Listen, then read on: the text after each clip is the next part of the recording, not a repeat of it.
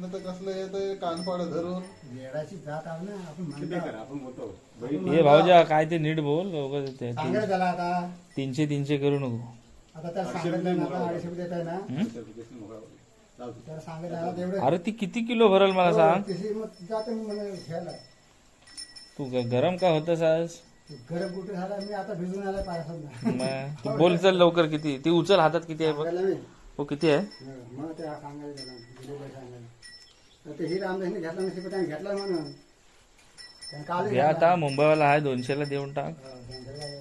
मी 200 50 रुपये जास्त आहे. मुंबईत 200 पाहिजे. अगं मुंबईत 200 रुपये जास्त आहे. चल 200ला दे डन करून टाकतो. आता घरा गेला पैसा पण अगदी एकदम मापात आणला ना. पण चांगलं आहे.